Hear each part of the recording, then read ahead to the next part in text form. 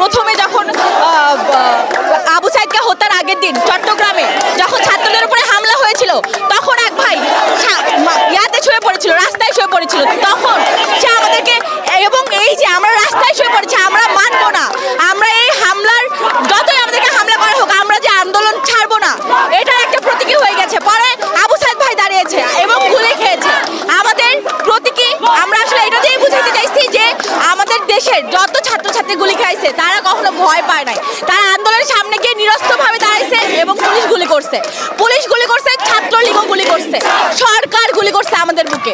আমরা বেসিক্যালি এটাই দেখাতে চাইছি যে আমাদের বুকে যতবারই গুলি করা হোক আমরা উঠে দাঁড়াবো, আমরা কখনোই থেমে যাব না। আমরা এই দেশের ছাত্র সমাজ এখন জেগেছি, এখন আমরা যত রকমের অন্যায় আছে সব ধরনের অন্যায়ের বিরুদ্ধে কথা বলবো, এবং যতই গুলি করা হোক, হামলা করা হোক, মামলা করা হোক, আমরা ছাড়বো না, এই আন্দোলন ছেড়ে যাব না যতক্ষণ না পর্যন্ত আমাদের দাবি আদায় হচ্ছে।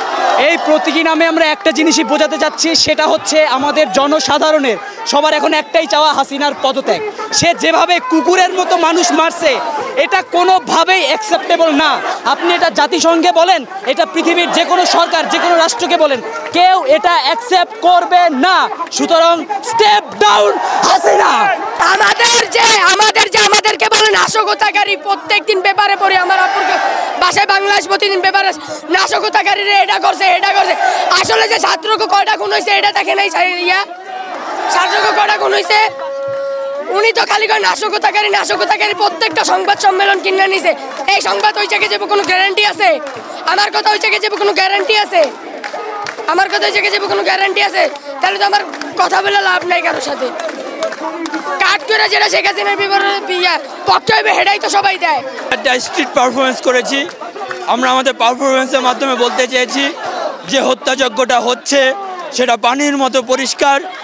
আমাদের বিরুদ্ধে যে পুলিশ গুলি করেছে এটা প্রমাণিত।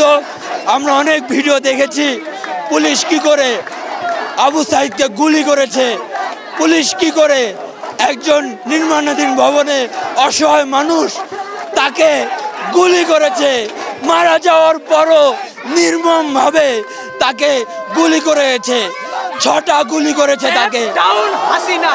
আর কোনো কথা নাই, এরপরেও আমরা দেখেছি এই মিথ্যাচার অব্যাহত রেখেছে। এই মিথ্যাচার বন্ধ করতে হবে।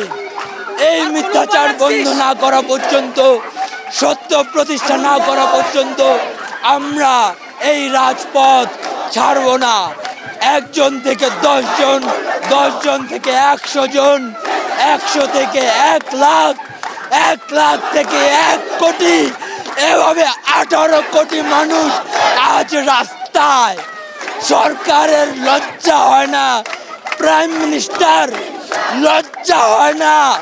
তারপরও সরকারে ক্ষমতা ধরে রাখছে। ছি ছি, লজ্জা।